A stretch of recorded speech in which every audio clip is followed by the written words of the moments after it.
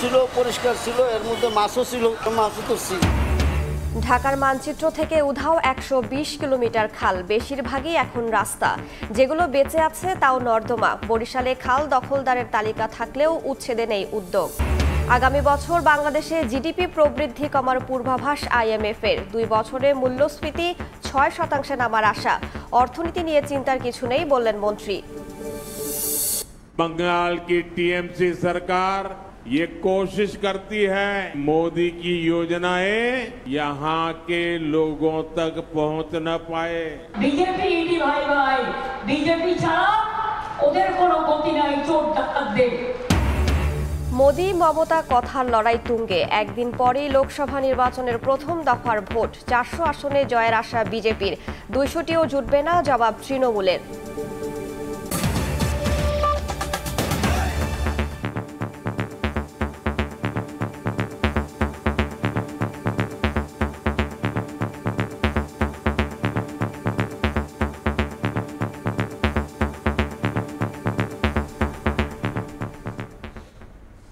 ভোরের সময়ের সঙ্গে আছে আমি রাইসা জান্নাত। ঢাকার মানচিত্র থেকে উধাও হয়েছে ১২০ কিলোমিটার খাল। গত কয়েক দশকে দখল আর দূষণে বিলীন হয়েছে এসব।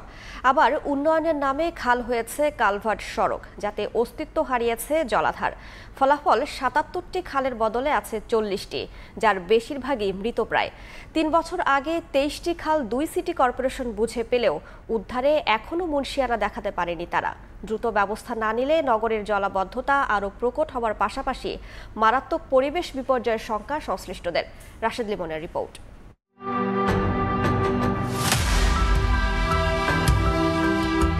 একটি হারানো বিজ্ঞপ্তি। রাজধানীর পান্থকিঞ্জলি মোড় থেকে একদম ধানমন্ডি পর্যন্ত একটি খাল কাগজে কলমে থাকলেও বাস্তবে তা হারিয়ে গেছে। কালভার্ট রোড নামে নতুন সড়ক নির্মাণ করে সেই খালের অস্তিত্ব এখন পুরোপুরি বিলীন। এখানে এখন পুরো দস্তুর সড়ক। এখানে শুধু খাল নাই, এলাকায় অনেক খাল ছিল, অনেকেই ছিল। ছোট একটা খালের মতো ছিল, কচুরি বছরই ছিল। এই এর ভিতরে মাছও আমরা ধরতাম অনেক সময়।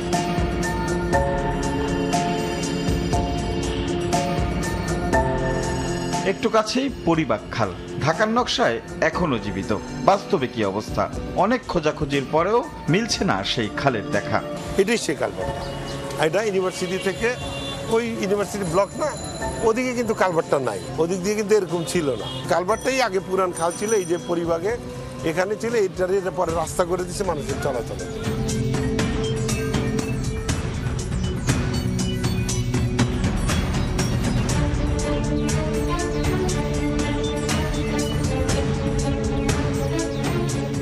কাগজে কলমে বেঁচে থাকা যে খালগুলো রয়েছে তার মধ্যে অন্যতম মিরপুরের এই খালটি। বেশ কয়েক দফা অভিযান চালিয়ে এই খালটি উদ্ধার করা হয়েছে। তবে উদ্ধারের পরেও এখন এই খালের যে অবস্থা, তাতে এটিকে খাল বলা যায় কিনা স্থানীয়রা অনেকেই কিন্তু এখন এটিকে নর্দমাই বলে থাকেন। এখন তুই তো দেখি খালেই আসে, খবরে কয় খালি না, কিন্তু আপনি কি মনে হয় খাল না ড্রেন? এটা তো এখন ড্রেনের মতোই হয়ে গেছে, খাল আর এখন নাই। দখল আর দূষণে এভাবেই যেন গিলে খাচ্ছে এক একটি খাল।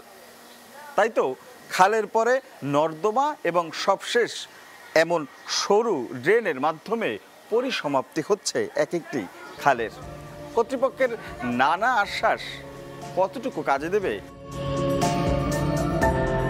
কাজ ধরে না তো, কাজ না ধরলে আর কি করে, ভাঙা দিছে আবার উড়ায় নিছে।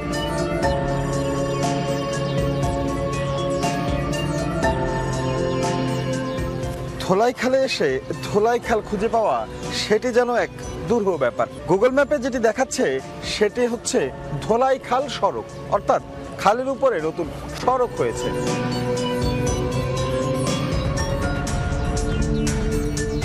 এইটাই কি ধোলাই খাল না? এটাই ধোলাই খাল। মানে ধোলাই খালেরই এখন এই অবস্থা। এখন আপনারা এটা ড্রেন বানাচ্ছেন, তার মানে আমরা যেটাকে আসলে ধোলাই খাল বলছি সেটা আসলে কিন্তু এরই মধ্যে ড্রেন, যেটা বলছিলাম যে স্ট্রম ড্রেনেজ হিসাবে তৈরির একটা পরিকল্পনা চলছে।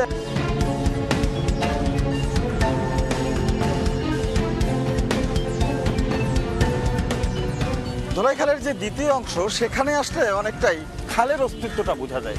তবে প্রশ্ন হলো, দিনের পর দিন এমন ময়লা আবর্জনা ফেলে ফেলে এই খালটিকে একদম মরণের দিকেই ঠেলে দেওয়া হচ্ছে। চোখ ছিল, পরিষ্কার ছিল, এর মধ্যে মাছও ছিল। ও আচ্ছা, মাছ ধরছে? মাছও ধরছি। তোমরার কথা যেটা কইবেন এটা আমাকে নিজে বলতো। এত কাছে বুড়িগঙ্গা কিংবা শীতলক্ষা দুই প্রান্তে সংযোগের একটা সুযোগ ছিল, সেটি যদি পরিকল্পিতভাবে করা যেত তাহলে হয়তোবা এই খালটা প্রবাহ বাড়ত এবং সত্যিকারের যে খাল বলতে যেটি বোঝায় খালের সংজ্ঞায়িত করা যেত। আরডিআরসির তথ্য বলছে এমন করে ধীরে ধীরে বিলীন হয়েছে ঢাকার 120 কিলোমিটার খাল।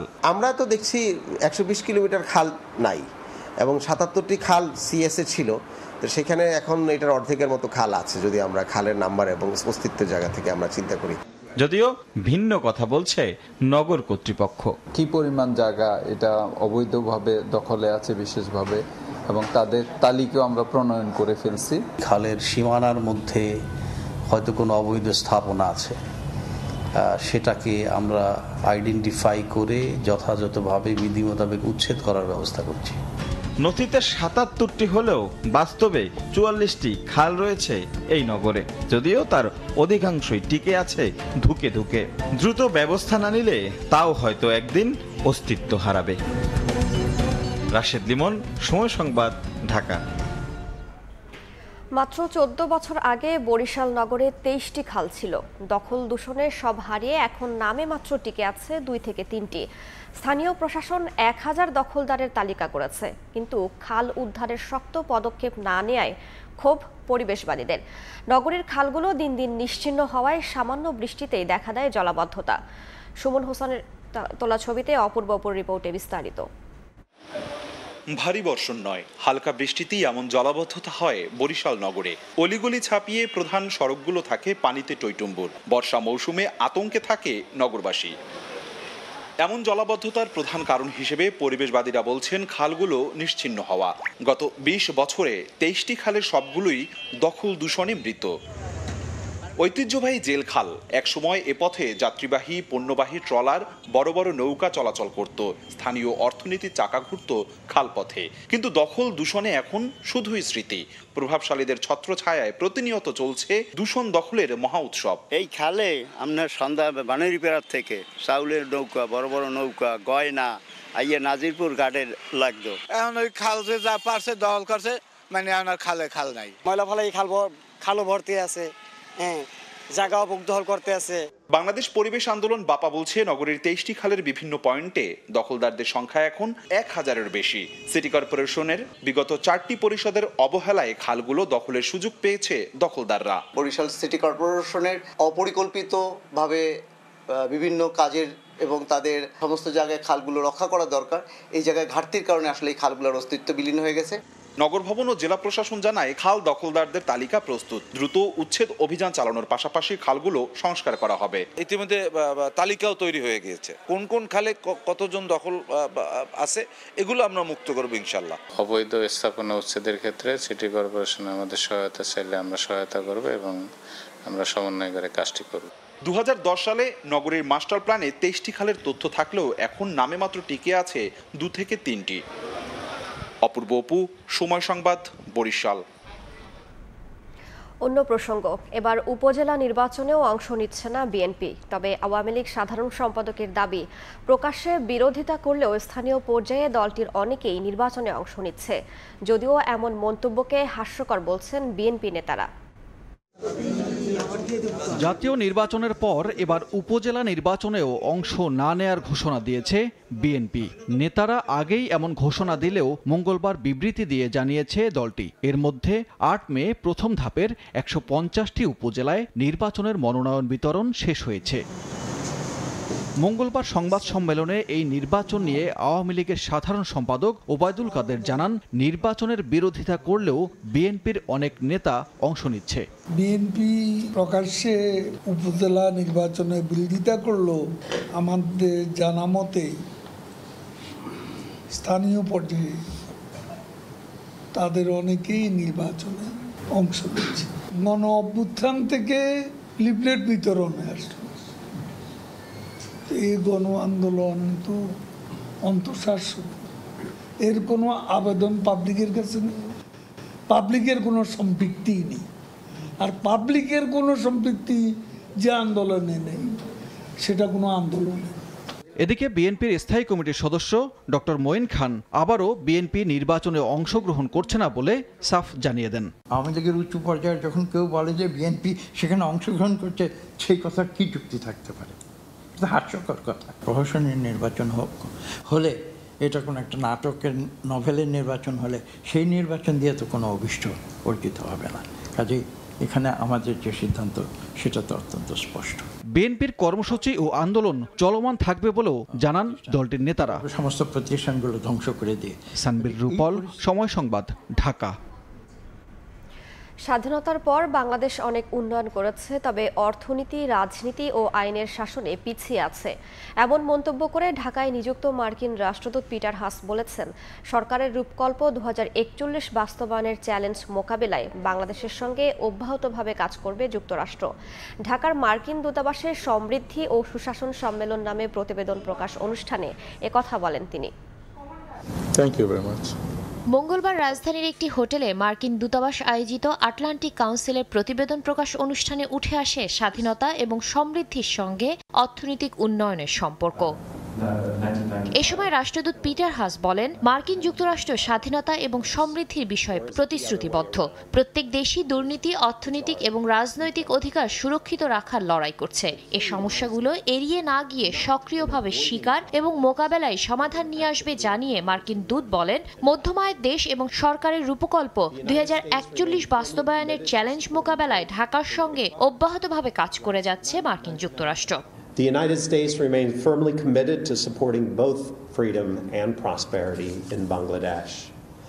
We will continue to explore ways to assist Bangladesh in achieving its Vision 2041 goals. Washington Dhaka সম্পর্ক গভীর করতে দৃঢ় প্রতিজ্ঞ বলেও জানান Peter Haas. We continue to say that we are willing to go as fast and as far as Bangladesh is in deepening our relationship. বেসামরিক বৈদেশিক সাহায্যকারী সংস্থা United state agency for international development USAID, global freedom and prosperity report এবং the Asia foundation যৌথভাবে Atlantic কাউন্সিলের বৈশ্বিক স্বাধীনতা ও সমৃদ্ধি প্রতিবেদন প্রকাশ করে। প্রতিবেদনে অধিকাংশ ক্ষেত্রে স্বাধীনতা বঞ্চিত ক্যাটাগরিতে 25 ধাপ পিছিয়ে 164টি দেশের মধ্যে বাংলাদেশের অবস্থান 141তম হিসেবে উল্লেখ করা হয়। শাতিলা শারমিন, সময় সংবাদ, ঢাকা। ডক্টর মোহাম্মদ ইউনুসের স্থায়ী জামিন আবেদন নাকচ করে দিয়েছেন আদালত। তবে ইউনুস সহ 4 জনের জামিনের মেয়াদ 23 মে পর্যন্ত বাড়িয়েছেন শ্রম আপিল ট্রাইব্যুনাল। তার আইনজীবীর অভিযোগ, টার্গেট করে হয়রানি করা হচ্ছে তাকে। পাল্টা জবাবে বাদীপক্ষ বলছেন, দণ্ডপ্রাপ্ত আসামি স্থায়ী জামিন পেতে পারেন না। ডক্টর মোহাম্মদ ইউনুসের মামলা মানেই বিতর্ক, মামলা মানেই টান টান উত্তেজনা। আদালতের ভেতরে চলে কথার লড়াই, চলে আইনের খেলা। মঙ্গলবারও শ্রমিক ঠকানোর মামলায় ইউনুসের হাজিরাকে ঘিরে থেমে থাকেনি দুপক্ষের আইনজীবীদের তর্ক বিতর্ক। এক পক্ষের আবেদনে আরেক পক্ষের আপত্তি, এভাবেই শেষ হয় শুনানি। এদিন স্থায়ী জামিন চেয়ে আবেদন করেন ডক্টর মোহাম্মদ ইউনুস সহ 4 আসামি। আদালত এতে সাড়া দেননি। তবে জামিনের মেয়াদ 23 মে পর্যন্ত বাড়ানো হয়। বলা হয়, বিদেশ যেতে হলে অবহিত করতে হবে আদালতকে।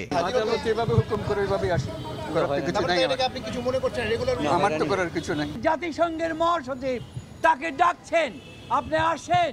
আজকে জাতিসংঘের এই দুর্যোগ মুহূর্তে আপনি উপদেষ্টা, আমার অন্যতম উপদেষ্টা 7 জনের একজন, আপনি আসেন।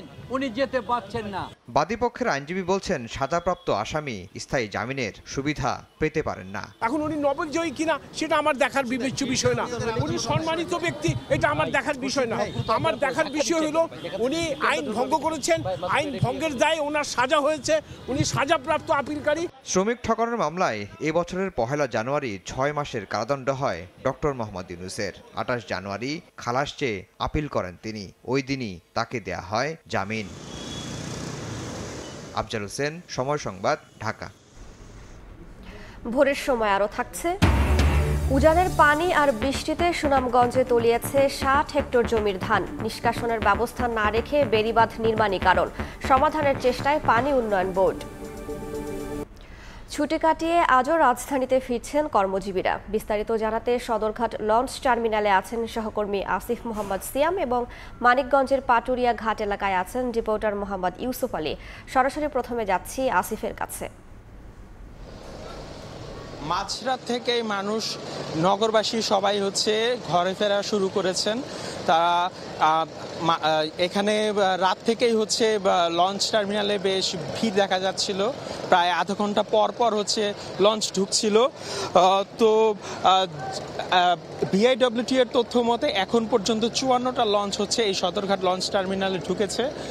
যদিও ভোরের আলো ফুটতে ফুটতে লঞ্চ টার্মিনালে কিছুটা ফাঁকা হয়ে গেছে, লঞ্চ ঢোকা আপাতত একটু কমে গেছে, কিন্তু মাঝরাতেই এই লঞ্চ টার্মিনালে অনেকগুলো লঞ্চই ঢুকেছে এবং সবাই এখানে আবারও সেই কর্মময় জীবনে ফেরত এসেছেন। তারা প্রিয়জনদের সাথে ঈদ করে ঈদের ছুটি শেষে আবার এই যান্ত্রিক নগরে ফিরে এসেছেন। তারা যদিও তাদের উচ্ছ্বাস প্রকাশ করছেন, তাদের কিছুটা আবার যেই মনের কষ্ট যে আবারও তাদের এই কাজের জীবনে ফিরে আসতে হয়েছে, এটাও তারা ব্যক্ত করেছেন। কিন্তু যেহেতু 8-2 মাস পরে আবারও যেহেতু ঈদের আমেজ রয়েছে, তারা আবারও সেই প্রাণের টানে নারীর কাছে ফিরে যাওয়ার, আবারও তারা ফেরার যে একটা আশ্বাস সেটা তারা প্রকাশ করেছেন। তো সদরঘাট লঞ্চ টার্মিনাল থেকে এই ছিল আমার কাছে বাড়ি ফেরার সর্বশেষ খবর। এই মুহূর্তে মানিকগঞ্জে আছেন মোহাম্মদ ইউসুফ আলী, চলে যাচ্ছি তার কাছে। ধন্যবাদ আসিফ।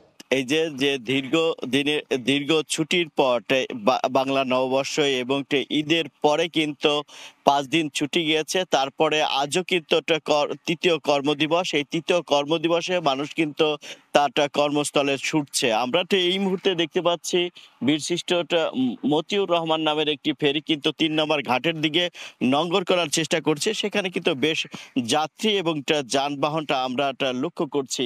এছাড়াও আমরা রয়েছে 4 নম্বর ঘাট এলাকাতে। এই এলাকায় কিন্তু বীরশ্রেষ্ঠ জাহাঙ্গীর এবং ফেরি কপতি নামের 2টি ফেরিটি কিন্তু রয়েছে। এখন যেহেতু 5 নম্বর ঘাটে এখন লোড নিচ্ছে, সেখানে কিছু যানবাহনও রয়েছে।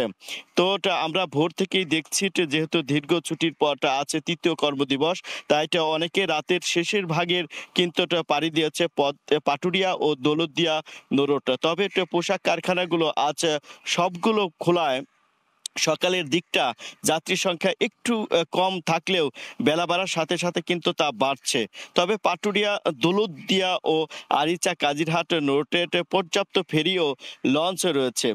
ঘাট এলাকাতে এই মুহূর্তে প্রশাসনিক ব্যবস্থা জোরদার না থাকার জন্যই যার যেমন খুশি কিন্তু তেমনি ভাড়া আদায় করছে যানবাহনগুলোতে। তবে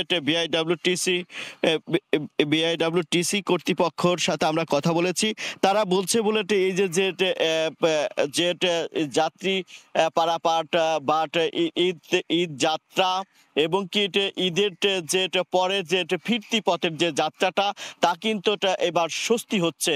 কারণ একটি, সেটা পাটুরিয়া দৌলতদিয়া নোটের যে সংকীর্ণ অবস্থা রয়েছে, সেইটা আগে যখন পাটুরিয়া থেকে দৌলতদিয়া পর্যন্ত যেতে 45 থেকে 40 মিনিট সময় লাগতো, এখন কিন্তু সেটা 20 থেকে 25 মিনিট সময় লাগছে। সবকিছু মিলিয়ে এখন পর্যন্ত কিন্তু এই যাত্রাটা ফিরতি এবং ঈদ যাত্রা স্বস্তি হচ্ছে।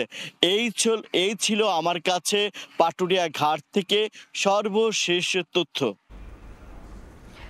মানিকগঞ্জের পাটুরিয়া ঘাট থেকে সরাসরি যুক্ত ছিলাম। তার আগে যুক্ত ছিলাম রাজধানীর সদরঘাট এলাকা থেকে।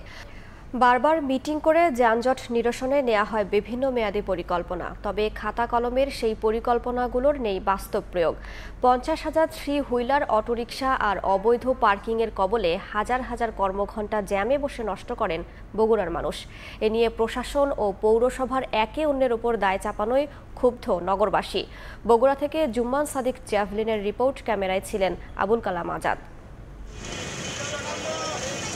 কাজীর গরু কিতাবে আছে, গোয়ালে নেই। বগুড়ার যানজট নিরসনে অংশীজনদের নেওয়া পরিকল্পনাগুলো যেন সেই কাজীর গরু। গেল বছর যানজট কমাতে জেলা প্রশাসন ও পৌরসভা থেকে স্বল্প, মধ্য ও দীর্ঘমেয়াদী বিভিন্ন পরিকল্পনা গ্রহণের কথা বলা হলেও এর একটিও পুরোপুরি বাস্তবায়ন হয়নি। এখনও শহর জুড়ে দাপিয়ে বেড়াচ্ছে প্রায় 50,000 থ্রি হুইলার। তাদের নিবন্ধনের প্রক্রিয়া শুরু করার পর তার আলোর মুখ দেখেনি। করা হয়নি রং ও দিনভিত্তিক চলাচলের ব্যবস্থাও। অবৈধ পার্কিংয়ে সরকারি কর্মকর্তাদের গাড়ি দাঁড়িয়ে রেখে শপিং করতে দেখা যায় হরহামেশাই। ফুটপাত দখলদারের সংখ্যাও বাড়ছে পাল্লা দিয়ে। এতে 5 মিনিটের রাস্তা পাড়ি দিতে 3 থেকে 4 গুণ বেশি সময় লাগে বিভিন্ন প্রয়োজনে শহরে আসা মানুষদের। একটা অ্যাম্বুলেন্স যায়, একটা আগুন লাগে, একটা ফায়ার ব্রিগেড গাড়ি যাবে, সে কোনো সিচুয়েশন আছে এখানে? ফুটপাত দিয়ে তো হাঁটার কোনো উপায় নাই, কারণ দোকানপাট বসে এই ফুটপাত দিয়ে হাঁটতে যায়, রাস্তা দিয়ে হাঁটা লাগতেছে আমাদের। মাঝে মধ্যে উচ্ছেদ অভিযান চলে, তারপর আবার যেমনটা তেমনটাই থাকে। এদেরকে দমন করতে হলে আগে শহরের গ্যারেজগুলো বন্ধ করতে হবে। শহরের ভেতরে কুরিয়ার সার্ভিসের অফিস, বিভিন্ন কোম্পানির লোকাল বাসের স্ট্যান্ড, গুরুত্বপূর্ণ মোড়গুলোতে গড়ে উঠেছে অটোরিকশা স্ট্যান্ড, যার মধ্যে বেশ কয়েকটি ইজারা দিয়েছে খোদ পৌরসভা। আর কালেভদ্রে ফুটপাত দখলদারদের উচ্ছেদ করে দায় সারে জেলা প্রশাসন। সর্ষের মধ্যেই ভূত তাড়া বেঁকে প্রশাসন আর পৌরসভা ব্যস্ত একে অন্যের ওপর দায় চাপাতে। রাস্তা করার টাকা নাই, ড্রেন করার টাকা নাই, বগুড়া পৌরসভা কিভাবে দায়িত্ব পালন করবে? পৌরসভা যদি এগিয়ে না আসে তাহলে আমরা আসলে প্রশাসনিকভাবে ল অ্যান্ড এনফোর্সমেন্ট এজেন্সির মাধ্যমে ফোর্স করে আসলে এটা সম্ভব না। শহরের জনসংখ্যা, রাস্তা ও যানবাহনের সমন্বয় নেই বলেই যানজট নিয়ন্ত্রণে আসছে না বলছেন পুলিশের ট্রাফিক কর্মকর্তা। রাস্তাতে যেটা প্রতিবন্ধকতা তৈরি করছে, যদি হকার বলেন কিংবা যদি কোনো গাড়ি যদি অবস্ট্রাকল করে, তাহলে সেই জিনিসগুলোকে আমরা সরিয়ে দিচ্ছি, সেটাতে আইনগত ব্যবস্থা নিচ্ছি। সমস্যা সমাধানে শহরের বিকল্প সড়কগুলো ব্যবহার বাড়ানোর তাগিদ সংশ্লিষ্টদের। জুম্মান সাদিক, জ্যাভলিন, সময় সংবাদ। প্রায় 28,000 হজ যাত্রীর মুজদালিফা যাত্রা অনিশ্চিত। ভিসা জটিলতায় বেসরকারি হজ যাত্রীদের জন্য হয়নি বাড়ি ভাড়াও। রাজধানীর কাকরাইলে হজ ব্যবস্থাপনার চ্যালেঞ্জ নিয়ে আলোচনার সভায় একথা বলেছেন হাব সভাপতি। মন্ত্রণালয়ের বিরুদ্ধে অসহযোগিতার অভিযোগ করেছেন তিনি। হজ ফ্লাইট শুরুর বাকি মাত্র 3 সপ্তাহ, এখনো কাটেনি জটিলতা। হজ ব্যবস্থাপনার চ্যালেঞ্জ নিয়ে রাজধানীর কাকরাইলে মঙ্গলবার রাতে আলোচনা সভার আয়োজন করে Hajj agencies association of Bangladesh HAAB. এতে সংগঠনটির সদস্য এজেন্সিগুলোর মালিকরা অংশ নেন। বক্তব্যে সংগঠনের সভাপতি জানান, এবার প্রায় 28,000 হজযাত্রীর মুজদালিফা অনিশ্চিত। শুধু মিনা ও আরাফাতের ময়দানে যেতে পারবেন তারা। আমাদের 28,000 হজ যাত্রীর মুজদালিফা অনিশ্চিত। তারা শুধুমাত্র মিনা আর আরাফায় যাবে, মুজদালিফা তারা যেতে পারবে না। এখন আমার প্রশ্ন হলো, যেতে পারবে না এই স্ট্যাটাস এখনো আছে। আমি আশা করি এবং আমি প্রত্যাশা করি, দাবি করি, তাদের এই স্ট্যাটাস যাতে আর পরিবর্তন হয় দ্রুত। এদিকে এজেন্সির প্রতিনিধিদের ভিসা জটিলতায় এখনো বেসরকারি হজযাত্রীদের বাড়ি ভাড়াও সম্ভব হয়নি বলেও জানান হাব সভাপতি। এখনই ভিসা জটিলতার সমাধান না করলে হজে যেতে পারবে না অনেকেই। সমস্যা সমাধানে মন্ত্রণালয়ের যথাযথ সহযোগিতা না পাওয়ার অভিযোগও তার। আপনি সৌদি আরবে গিয়ে হজযাত্রীদের বাড়ি ভাড়া করার জন্য প্রথম দরকার হলো আপনার একটা ভিসা, রাইট? এই ভিসাটার ব্যবস্থা করে ধর্ম মন্ত্রণালয় সৌদি এমবেসির সাথে কথা বলে, যেটা ধর্ম মন্ত্রণালয় এবার এখনো পর্যন্ত হজ যাত্রীদের বাড়ি ভাড়ার জন্য যেতে যে ভিসা লাগবে সে ভিসার ব্যবস্থা এখনো করতে পারে নাই। ফ্লাইট মাত্র আর আমার মনে হয় 3 সপ্তাহ পরে ফ্লাইট। সৌদি সরকারের হজের রয়্যালিটি ফি ও বিমান ভাড়া না কমালে হজের খরচ কমানো সম্ভব নয় বলেও জানান হাব নেতারা। সৌদি আরব যাবে সে ভিসা হয় নাই। মাইনুল আহসান, সময় সংবাদ, ঢাকা।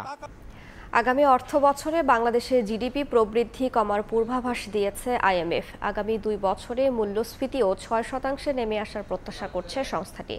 এদিকে জিডিপি প্রবৃদ্ধি কমলেও দেশের অর্থনীতি নিয়ে চিন্তা কিছু নেই বলে জানিয়েছেন অর্থমন্ত্রী। মঙ্গলবার আইএমএফের বৈঠক শেষে একথা জানান মন্ত্রী। ওয়াশিংটন থেকে কাজল আব্দুল্লাহর রিপোর্ট। আইএমএফের পূর্বাভাস অনুযায়ী 2023 সালের মতো আগামী 2 বছরও বিশ্ব অর্থনৈতিক প্রবৃদ্ধি অপরিবর্তিত থাকবে 3.2%। তবে করোনা মহামারী ও চলমান যুদ্ধ পরিস্থিতিতে প্রতিনিয়ত নিত্য নতুন নীতি তৈরি করে এগিয়ে যাওয়ার চেষ্টা করছে নিম্ন ও মধ্যম আয়ের দেশগুলো।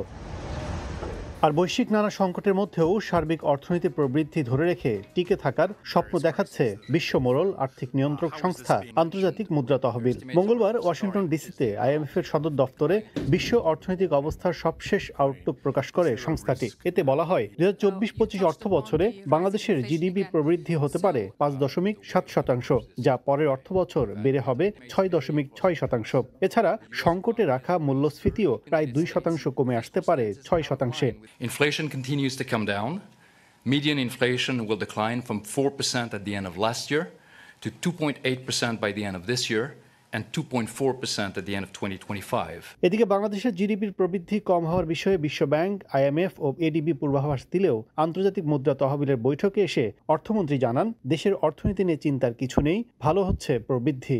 যেভাবে নিচে যাচ্ছিল সেখান থেকে তো উঠে এসেছি, আমি তো বলেছি আমরা রিকভার করছি। IMF এর সঙ্গে সুর মিলিয়ে মূল্যস্ফীতিতেও সুখবর দিলেন অর্থমন্ত্রী। We are coming back on track, যেগুলো করা দরকার আমরা সেগুলোই করছি এবং তো আস্তে আস্তে রেসপন্ড করবে, তো রাতারাতি করে না। IMF এর হিসেবে চলতি অর্থবছর বাংলাদেশের জিডিপির প্রবৃদ্ধি হবে 6%, যদিও তা সরকারের লক্ষ্যমাত্রার চেয়ে 1.5% কম। উন্নয়ন অগ্রগতির বিপরীতে মূল সমস্যা হয়ে দাঁড়িয়েছে চড়া মূল্যস্ফীতি। সেক্ষেত্রে IMF এর এই বসন্তকালীন বৈঠকে সংস্থাটি যেমন বলছে আগামীতে কমবে সার্বিকভাবে মূল্যস্ফীতির হার, তেমনি বাংলাদেশের অর্থমন্ত্রী জানালেন ধীরে ধীরে স্বস্তিতে আসবে মানুষের অবস্থা। ওয়াশিংটন ডিসি থেকে কাজল আব্দুল্লাহ, সময় সংবাদ, যুক্তরাষ্ট্র। এবার বাণিজ্য মন্ত্রণালয়কে অন্ধকারে রেখেই বোতলজাত সয়াবিন তেলের দাম লিটারে আবার 10 টাকা বাড়ালো আমদানিকারকরা। এতে 1 লিটারের দাম ঠেকলো 173 টাকায়, আর 5 লিটারের বোতল 845 টাকা। তবে কমানো হয়েছে খোলা পাম তেলের দাম, যদিও এ ব্যাপারে কিছুই জানেন না বাণিজ্য প্রতিমন্ত্রী।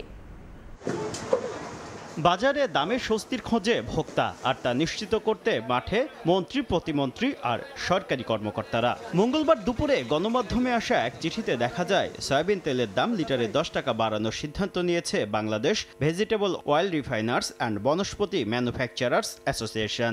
মঙ্গলবার বাণিজ্য মন্ত্রণালয়ের জ্যেষ্ঠ সচিব বরাবর লেখা চিঠিতে জানানো হয়েছে, বোতলজাত 1 লিটার সয়াবিন তেলের দাম 163 টাকা থেকে বাড়িয়ে 173 টাকা, আর 5 লিটারে 45 টাকা বাড়িয়ে 845 টাকা করতে চায় সংগঠনটি। তবে লিটারে খোলা পাম তেলের দাম 17 টাকা কমিয়ে 132 টাকা নির্ধারণ করে তা বাজারে কার্যকর করতে চায় মঙ্গলবার থেকেই। কারণ হিসেবে বলা হয়েছে, পরিশোধিত পাম ও সয়াবিন তেল সরবরাহের ভ্যাট অব্যাহতির মেয়াদ শেষ হয়েছে 15 এপ্রিল সোমবার।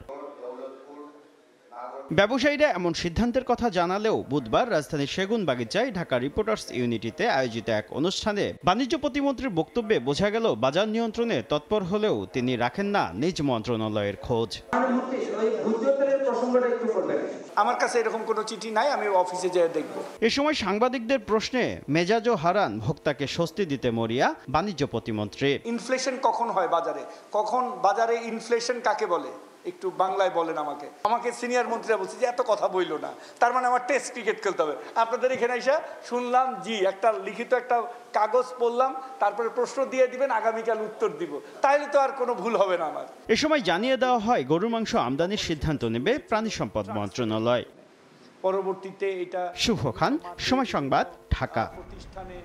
বান্দরবানের রুমায় যৌথ বাহিনীর অভিযানে KNF এর আরও 9 সদস্যকে গ্রেফতার করা হয়েছে। মঙ্গলবার ISPR জানায়, রুমার দুর্গম পাহাড়ি এলাকা দোপানিছড়া পাড়া এলাকা থেকে তাদেরকে গ্রেফতার করা হয়। এ সময় 9টি LG, 19টি LG কার্টিজ, 2টি মোবাইল ফোন এবং 2টি ID কার্ড উদ্ধার করা হয়। রুমা ও থানচির ব্যাংক ডাকাতি ও অস্ত্র টাকা লুটের ঘটনায় গ্রেফতার 58 জন কারাগারে রয়েছেন। নওগাঁর আত্রাইয়ে একটি দাখিল মাদ্রাসায় ব্যাপক অনিয়মের অভিযোগ উঠেছে। মাত্র 20 জন শিক্ষার্থীর জন্য রয়েছেন 18 জন শিক্ষক। এদিকে 3টি পদে নিয়োগ দেওয়ার নামে একাধিক ব্যক্তির কাছ থেকে প্রায় 70 লাখ টাকার ঘুষ নেওয়ার অভিযোগ উঠেছে মাদ্রাসার সুপার ও সভাপতির বিরুদ্ধে। ভুক্তভোগীরা টাকা ফেরতের দাবিতে সভা সমাবেশ সহ প্রশাসনের কাছে ধর্ণা দিচ্ছেন। এলাকাবাসীর তোপের মুখে গা ঢাকা দিয়েছেন সুপার। নওগাঁ থেকে বিস্তারিত জানাচ্ছেন এবার রকি। টিনের চালায় গড়ে তোলা ঘরগুলো দেখে বোঝার উপায় নেই এটি একটি শিক্ষা প্রতিষ্ঠান, অথচ এখানে রয়েছেন 18 জন শিক্ষক আর 3 জন কর্মচারী, আর শিক্ষার্থী মাত্র 20 জন। এ মাদ্রাসায় সরকারের কোষাগার থেকে প্রতি মাসে বেতন তোলা হচ্ছে 3,80,000 টাকা। 18 জন শিক্ষক আর 20 জন শিক্ষার্থী নওগাঁর হাট কালুপাড়া দাখিল মাদ্রাসা। এই মাদ্রাসা নিরাপত্তা প্রহরী, আয়া ও পিয়ন পদে একাধিক ব্যক্তির নিকট থেকে অন্তত 70 লাখ টাকা নেওয়ার অভিযোগ উঠেছে মাদ্রাসা সুপার এবং সভাপতির বিরুদ্ধে। এদিকে টাকা দেওয়ার পরও চাকরি বঞ্চিত ভুক্তভোগীরা টাকা ফেরতের দাবিতে মানববন্ধন সহ প্রশাসনে লিখিত অভিযোগ করেছেন। আর ঘটনার পর থেকে গা ঢাকা দিয়েছেন মাদ্রাসা সুপার। আবুল হোসেন সুপারকে আমি 10 লক্ষ টাকা দেই, বেশি টাকা নিয়ে অন্য একজনকে নিয়োগ দিয়েছে আমার পদে। আবুল হোসেন আমার থেকে আর চাকরি দিবে বলে আয়া পদে 9 লক্ষ টাকা নিয়েছে। বক্সির মাধ্যমে পরীক্ষা দেওয়ায় এখানে কোনো ছাত্রছাত্রী নাই এবং ক্লাসও হয় না। পঞ্চম থেকে দাখিল পর্যন্ত এ মাদ্রাসায় 20 জন শিক্ষার্থী থাকলেও শিক্ষা অফিস থেকে বই তোলা হয় ভুয়া তালিকা দিয়ে, আর এসব বই স্তূপ করে ফেলে রাখা হয়েছে অফিস কক্ষেই। এত সব অনিয়ম থাকলেও তা মানতে নারাজ সভাপতি ও মাদ্রাসা সুপার।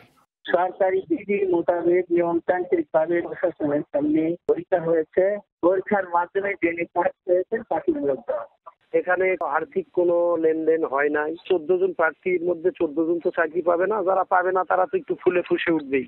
ভুক্তভোগীর অভিযোগ খতিয়ে দেখে দোষীদের বিরুদ্ধে আইনগত ব্যবস্থা নেওয়ার আশ্বাস শিক্ষা কর্মকর্তার। যদি কোনো রকমের স্বজনপ্রীতি আর্থিক লেনদেনের বিষয়ে উদ্ঘাটিত হয় তাহলে অবশ্যই আমরা আমাদের পক্ষ থেকে প্রয়োজনীয় ব্যবস্থা গ্রহণ করব। 2001 সালে নির্মাণ করা হয় দাখিল মাদ্রাসা, আর 2019 সালে এমপিভুক্ত হয়। এমআর রকি, সময় সংবাদ, নওগাঁ। সাংগ্রাই উৎসবের শেষ দিনে জলকেলিতে মাতেন বান্দরবানের মারমা তরুণ তরুণীরা। উৎসবের শেষ দিনে নেচে গিয়ে একে অপরকে পানি ছিটিয়ে আনন্দ উদযাপন করেন মারমারা। পার্বত্য অঞ্চলে বসবাসকারী মারমা সম্প্রদায়ের অন্যতম প্রধান সামাজিক উৎসব সাংগ্রাই। পুরাতন বছরকে বিদায় আর নতুন বছরকে স্বাগত জানাতে মারমারা পালন করে এই সাংগ্রাই উৎসব। উৎসবের প্রধান আকর্ষণ জলকেলি বা পানি উৎসব। শেষ দিন মঙ্গলবার রাজার মাঠে আয়োজন করা হয় জলকেলি উৎসবের। এতে অংশ নেন মারমা তরুণ তরুণীরা। তারা একে অপরকে পানি ছিটিয়ে নেচে গেয়ে আনন্দ উদযাপন করে। মাত্র আনন্দ শুরু, এখনো শেষ হয় না, এখনো আরো অনেক আছে। আমাদের পানি খেলা হচ্ছে, পাশাপাশি আমাদের অনুষ্ঠানও হচ্ছে, যে যার প্রিয় মানুষদের সাথে এনজয় করতে আসছি। উৎসবে অংশ নিয়েছে পাহাড়ে বসবাসকারী বিভিন্ন ক্ষুদ্র নৃগোষ্ঠীর বাসিন্দারাও। সবার অংশগ্রহণে মিলন মেলায় পরিণত হয়েছে পার্বত্য জেলা বান্দরবান। আজকে আমাদের সাংগ্রাই শেষ দিন বান্দরবানে। আচ্ছা, আমরা সবাই আনন্দ করতেছি। আজকে আমরা জলকেলি করেছিও।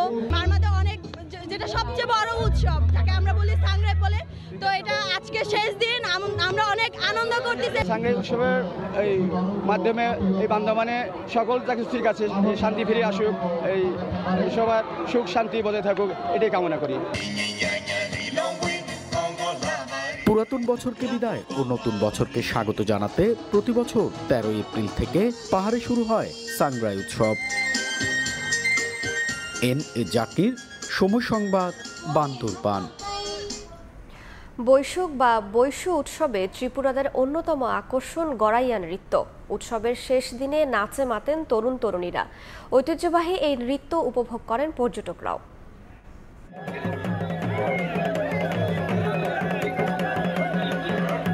পার্বত্য চট্টগ্রামের প্রধান সামাজিক ও ধর্মীয় উৎসব বৈশাখীর অন্যতম আকর্ষণ ঐতিহ্যবাহী গড়াইয়া নৃত্য। বৈশাখীর শেষ দিনে তাই মনোমুগ্ধকর নাচ পরিবেশন করেন ত্রিপুরা তরুণ তরুণীরা।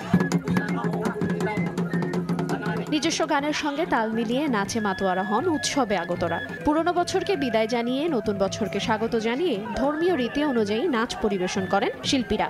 অশুভ শক্তিকে দূর করে আবার শুভ শক্তিকে আমরা গ্রহণ করে আমাদের গড়াইয়া নৃত্য সমাপ্ত করি। এই অনুষ্ঠানের মাধ্যমে আগামী দিনগুলোতে আমরা শান্তি সম্প্রীতি থেকে মজবুত করে আমরা শান্তি এবং উন্নয়নের দিকে এগিয়ে যাব, এই প্রত্যাশা সকলের কাছে। নাচটি এতটাই আকর্ষণীয় যে পাহাড়ের অন্যতম ক্ষুদ্র নৃগোষ্ঠীর লোকজনও আনন্দ পেতে ছুটে আসেন। বাঙালি ও পর্যটকরাও সামিল হন এতে। এটা আমাদের ঐতিহ্য, রীতিনীতি আমাদের আদিকাল থেকে করে আসছে দেশ ও জনগণের মঙ্গলের জন্য।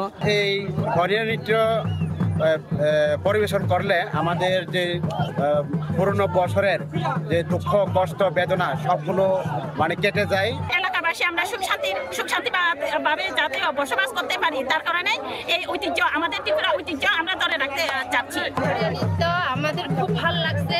পাহাড়ি ঝুম জীবনকে কেন্দ্র করে গড়ে উঠেছে এই সংস্কৃতি। ত্রিপুরাদের বিশ্বাস, ভগবানের আরেক নাম গড়োয়া। এই দেবতার কৃপাতে আসে সুখ শান্তি, আর তার অসন্তুষ্টিতে রোগশোক, দুর্ভিক্ষ, অতি অনাবৃষ্টি বা প্রাকৃতিক দুর্যোগ। তাই গড়োয়া দেবতাকে সন্তুষ্ট করতেই বছরের এই সময় অথবা বিয়ে বা ঝুম চাষের সময় গড়াইয়া নৃত্য করা হয়।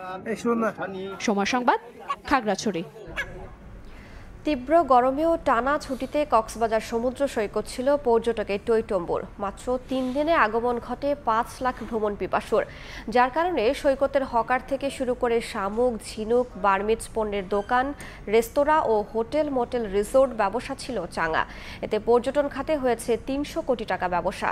প্রত্যাশা চেয়েও এবার ভালো ব্যবসা হয়েছে বলে জানিয়েছে পর্যটন ব্যবসায়ীরা। মোহাম্মদ ফরাজের ক্যামেরায় বিস্তারিত জানাচ্ছেন সুজাউদ্দিন রুবেল। ঈদের টানা ছুটির সঙ্গে যোগ হয় পহেলা বৈশাখ, তাই লম্বা ছুটিতে পর্যটকের ঢল নামে সৈকত শহর কক্সবাজারে। ঈদের পরদিন থেকে প্রতিদিনই লাখের বেশি পর্যটকে বুকর ছিল সাগর তীর। ঈদের পরদিন সৈকতে আগমন ঘটে লাখো পর্যটকের। এর পরদিন পর্যটক বাড়ে আরও বেশি, আর পহেলা বৈশাখে তা বেড়ে দাঁড়ায় দ্বিগুণে। পর্যটন ব্যবসায়ীদের হিসেব বলছে 3 দিনে কক্সবাজার ভ্রমণ করেন 5 লাখ পর্যটক, যারা সমুদ্রের নোনা জলের পাশাপাশি মেতেছিলেন জেটস্কি, বিচ বাইক ও ঘোড়ার পিঠে, যার কারণে ব্যস্ততার শেষ ছিল না সৈকত পাড়ের ব্যবসায়ীদের। একই সঙ্গে ব্যস্ততা কম ছিল না শামুক, ঝিনুক, শুটকি, আচার, গহনা ও বার্মিজ পণ্যের দোকানে। ব্যবসায়ীদের দাবি প্রত্যাশার চেয়েও ভালো ব্যবসা হয়েছে। রমজানের এক মাস আমরা বসেছিলাম, এখন আল্লাহ দিলে পর্যটন আসছে, আমাদের ব্যবসা ভালো হচ্ছে। প্রত্যেকটা বিচ ব্যাগে আমাদের দৈনিক 3 থেকে 4 হাজার টাকা আমরা ব্যবসা করি, আলহামদুলিল্লাহ ভালো আছি। আমরা যে পরিমাণ আশা করেছিলাম তার চেয়েও বেশি ব্যবসা হয়েছে আল্লাহর রহমতে। কক্সবাজারে রয়েছে 5 শতাধিক হোটেল, মোটেল, রিসোর্ট ও গেস্ট হাউস। টানা ছুটিতে সেগুলো ছিল পর্যটকের ঠাসা। প্রত্যাশা অনুযায়ী ব্যবসা হয়েছে বলে দাবি হোটেল কর্তৃপক্ষের। এই ধরনের যদি পর্যটকের টয়টুম্বুর অবস্থায় যদি থাকে, তাহলে পর্যটন শিল্প বিকাশে অনেকটা সহায়তা করবে। আর চেম্বার অব কমার্সের সভাপতি জানালেন, পর্যটন বান্ধব পরিবেশ তৈরি হলে আগামীতে আরও বাড়বে পর্যটক। এইবার কিন্তু পর্যটকরা বেশ স্বাচ্ছন্দ্যে ঘুরে চলে গেছে কক্সবাজারে, কোনো ধরনের অপ্রীতিকর ঘটনা ঘটেনি এবং প্রশাসনকে আমরা ধন্যবাদ জানাই। সৈকতের পাড় ঘেঁষে রয়েছে 1000-এর বেশি বার্মিজ পণ্যের দোকান। টানা ছুটিতে সৈকতে ফিরেছে পর্যটক, চাঙ্গা পর্যটন ব্যবসায়ীরা বলছেন, হয়রানি মুক্ত হওয়ায় এবার বিপুল সংখ্যক পর্যটকের সমাগম হয়েছে পর্যটন নগরী কক্সবাজারে। সুজাউদ্দিন রুবেল, সময় সংবাদ, কক্সবাজার।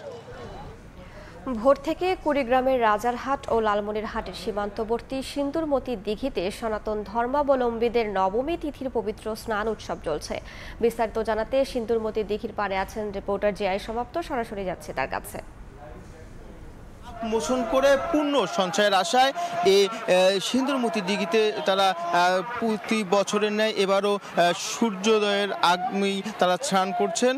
কথিত আছে যে ব্রহ্মপুত্র নদীতে যে পাপ মোচনের জন্য তারা বাসন্তী পূজার অষ্টমীতে তারা অষ্টম তিথিতে সেখানে গোসল করেন, স্নান করেন। এর পরতে তারা এই সিন্দুরমতি দিঘির পাড়ে এসে রাত্রি যাপন করে, কিন্তু তারা পরের দিন নবম তিথিতে স্নান করে তবে তাদের পাপ মোচন হয়। আর সেজন্য এই সনাতন ধর্মাবলম্বীরা গতকাল মঙ্গলবার চিলমারিতে ব্রহ্মপুত্র নদে তারা স্নান করে এই পাড়ে এসে তারা বিভিন্ন পয়েন্টে কিন্তু তারা অবস্থান নিয়েছিলেন এবং রাত্রি যাপনের পর আজ ভোর থেকেই তারা কিন্তু এই পুণ্য স্নান শুরু করেছেন। আমরা এখানে যারা এই পুণ্যার্থী যারা এসেছেন তাদের সাথে আমরা কথা বলেছি, তারা যেটুকু জানিয়েছেন যে এই ধর্মীয় রীতি অনুযায়ী যে ব্রহ্মপুত্র নদে অষ্টমী স্নান শেষে তারা এই রামনবমী তিথিতে এই পুণ্য স্নান করলে তাদের পাপ মোচন হয়, আর তাই তারা প্রতি বছরের ন্যায় এবারও এখানে তারা এসে এই পুণ্য স্নান করছেন। আমরা পূজা কমিটির সাথে কথা বলেছি, তারা যেটি জানিয়েছেন যে প্রতি বছরেই এই বিভিন্ন এলাকা থেকে দেশের বিভিন্ন বিভাগীয় শহর থেকে তারা কিন্তু বিভিন্ন সনাতন ধর্মাবলম্বী লোকজনরা এখানে আসেন এবং এসে এই ভোর থেকেই এখানে পুণ্যস্নান তারা শুরু করেন এবং দেখা যাচ্ছে যে এছাড়া এই কিন্তু পুণ্যস্নানকে কেন্দ্র করে এখানে প্রতি বছরের ন্যায় এবারও মেলা শুরু হয়েছে। আর এই মেলাতে কিন্তু দেখা গেছে যে বিভিন্ন প্রকারের দোকানপাট, যেমন বিশেষ করে চিড়ামুড়ি, দই, মিষ্টির ভান্ডার এবং খাবার হোটেল, পান সুপারি, এছাড়া বড় বড় মাছ, মাটির তৈরি জিনিসপত্র, লোহার তৈরি জিনিসপত্র, হাঁড়ি পাতিল এবং হিন্দুদের যে আপনার সনাতন ধর্মাবলম্বীদের যে পূজা অর্চনার যে জিনিসপত্র, ছাড়াও কিন্তু এখানে শিশুদের খেলনা সামগ্রীও দেখা যাচ্ছে যে পাওয়া যাচ্ছে এবং বেশ কয়েকজন কিন্তু ব্যক্তি তারা দেখা যাচ্ছে যে এখানে ওই কালী মূর্তির মুখোশ পরে তারা পুণ্যার্থীদের কাছ থেকে কিন্তু দক্ষিণা আদায় করছেন। আমরা এই পুরো আয়োজনকে ঘিরে কিন্তু দেখেছি যে প্রায় অর্ধশতাধিক স্বেচ্ছাসেবী রয়েছেন, তারা বিভিন্নভাবে কাজ করছেন। এছাড়া যে এই সিন্দুরমুতি কিন্তু এমন একটি জায়গায় যে কুড়িগ্রামের রাজারহাট উপজেলা এবং লালমনিরহাট সদর উপজেলার যে উপজেলায় কিন্তু অবস্থিত, ফলে দুই এই উপজেলারই কিন্তু প্রশাসন এখানে নিরাপত্তার চাদরে ঢেকে রেখেছেন যেন কোনো প্রকার বিশৃঙ্খলা না হয়। তো লালমনিরহাট থেকে এই ছিল আমার কাছে থাকা সর্বশেষ। সরাসরি যুক্ত ছিলাম লালমনিরহাটে। তীব্র গরমের পর গতকাল দুপুরে নগর জুড়ে নামে স্বস্তির বৃষ্টি। আগামী 10 দিনেও তাপমাত্রা কমবে না, আবহাওয়া অফিসের এমন পূর্বাভাস উড়িয়ে দিল ঝোড়ো বাতাস। সতেজ হলো প্রাণ প্রকৃতি। সূর্যকে হঠাৎ করেই ঢেকে ফেলল মেঘ। সকাল থেকে তীব্র গরমের পর এ যেন স্বস্তির পরশ। মুহূর্তেই তাপদাহের প্রভাব কমে ঝড়ো হাওয়ায় পাল্টে গেল দৃশ্যপট। তীব্র গরমে মলিন হয়ে যাওয়া প্রকৃতি আকুল হয়ে যে বৃষ্টির অপেক্ষায় ছিল, সেই চাওয়াই যেন পূর্ণ করলেন সৃষ্টিকর্তা। নিজে থেকে বৃষ্টিতে ভিজলাম, খুব আনন্দ লাগতেছে। বাসায় অনেক অস্থির লাগে, এখন বাইরে আসছি, বৃষ্টিটা হচ্ছে অনেক বেশি ভালো লাগছে। গরমে মানুষ অস্থির হয়ে গেছে গা। এরকম একটা বৃষ্টি পাইছি, মানে সবকিছু মিলে একটা স্বস্তির একটা নিঃশ্বাস ফেলাইতে পারতেছি আমরা।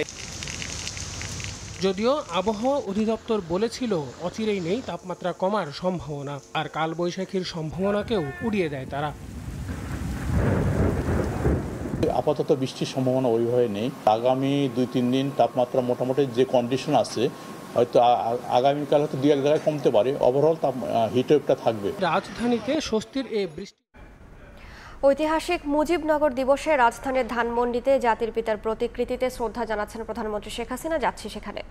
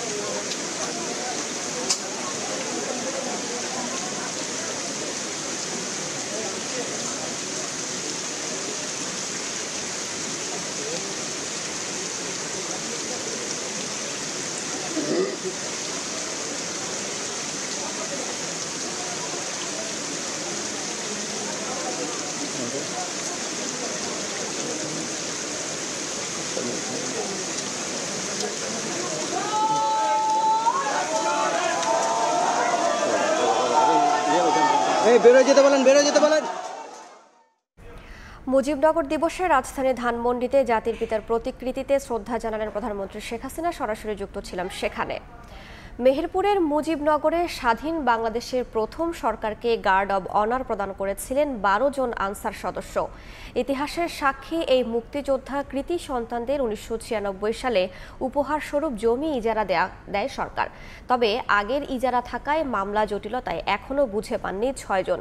শিগগিরই ব্যবস্থা গ্রহণের আশ্বাস সংশ্লিষ্ট বিভাগগুলোর। বেনিয়ামিনের রিপোর্ট। 1971 সালের 17 এপ্রিল স্বাধীন বাংলাদেশের প্রথম সরকারের শপথ গ্রহণ অনুষ্ঠানে গার্ড অব অনার প্রদান করা 12 জন আনসার সদস্যের একজন সিরাজউদ্দিন।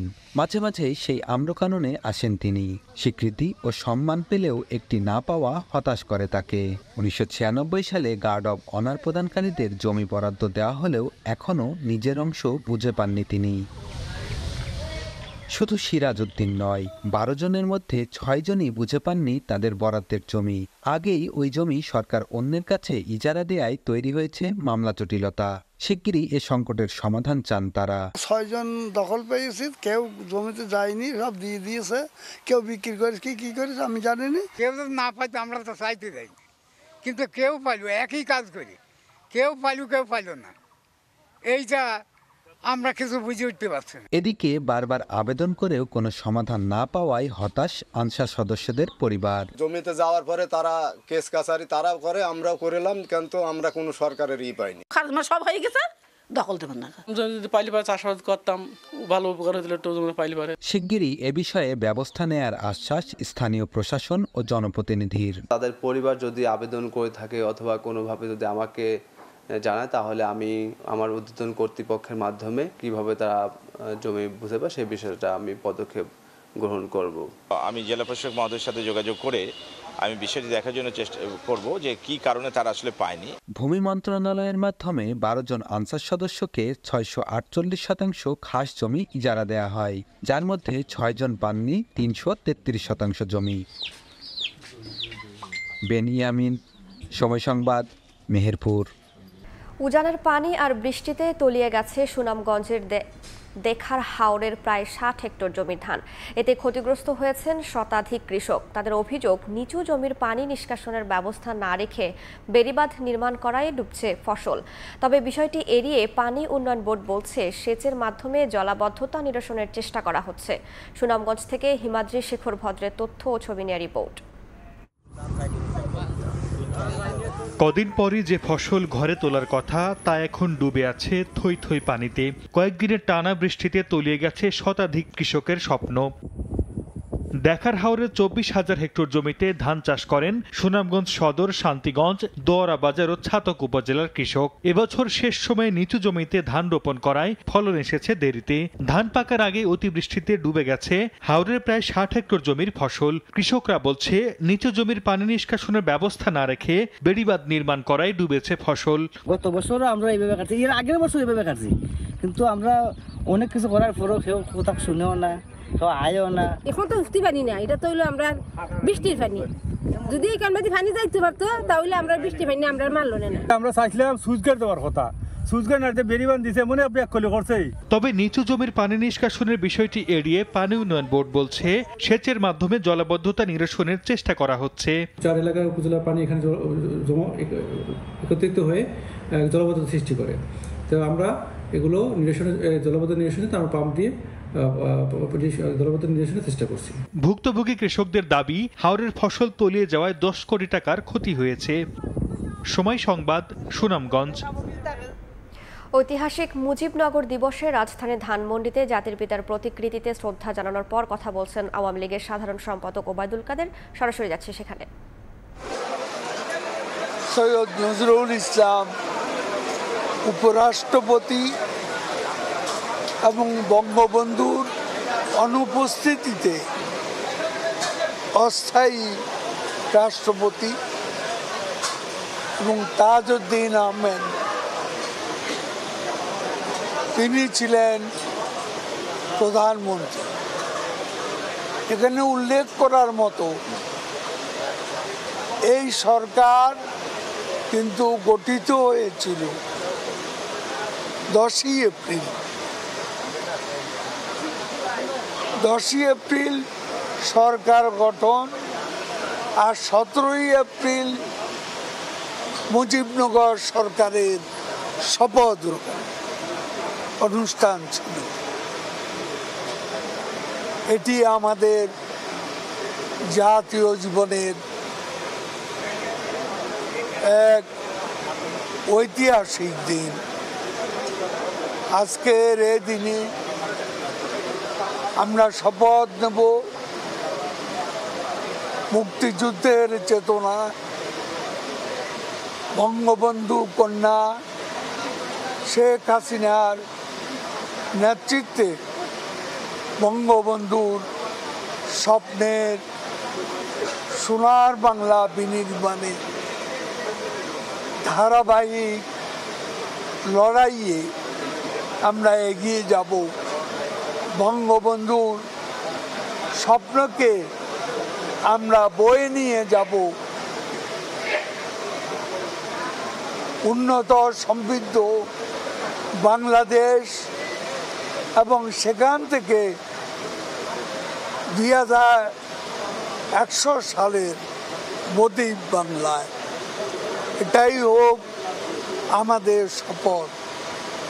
আজকের এই দিনে বিএনপি সহ স্বাধীনতা বিরোধী সন্ত্রাসী শক্তি সকল অপশক্তিকে, যারা আমাদের বিজয়কে সংহত করার পথে প্রতিবন্ধক, এদের আমরা পরাজিত করব, পরাভূত করব, প্রতিহত করব এবং আমাদের লড়াইকে আমরা এগিয়ে নিয়ে যাব বিজয়ের স্বর্ণ তোরণ অভিমুখে। কাদের ভাই, এই দিনটিকে প্রজাতন্ত্র দিবস হিসেবে ঘোষণার দাবি উঠছে। দেশের প্রথম সরকার গঠনের দিনটি 10 এপ্রিলকে প্রজাতন্ত্র দিবস ঘোষণার দাবি জানিয়েছে। কিভাবে দেখবেন সরকার আপনারা?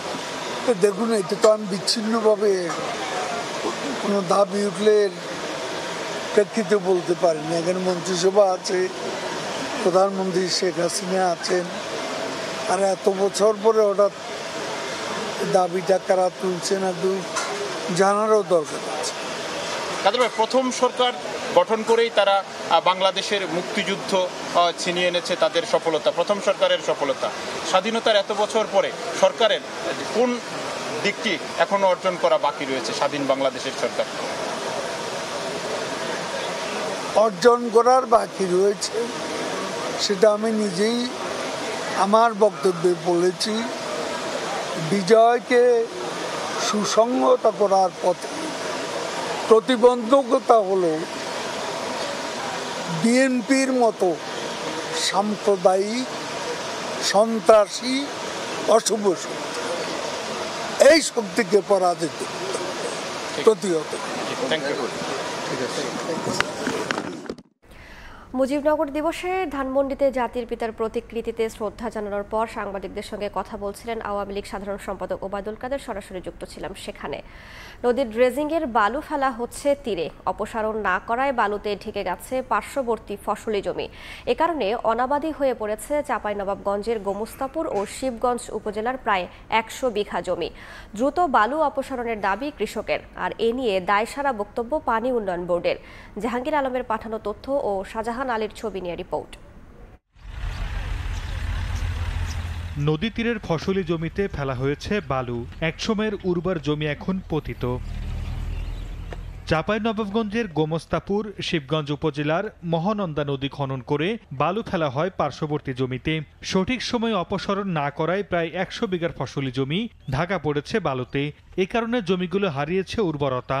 কৃষকের অভিযোগ, বালুর কারণে গত 2 বছরে কোনো ফসল উৎপাদন হচ্ছে না। শিগগিরই অপসারণের দাবি তাদের। জমিগুলো তো ধান সহ 2টা ফসল হতো, বালু ভরাট করে দেওয়ার পরে 2 বছর থেকে কোনো ফসলই হচ্ছে না। সরকার কোনো উদ্যোগ নিয়ে যদি এখানে সরিয়ে নেয় তাহলে সবচাইতে ভালো হয়।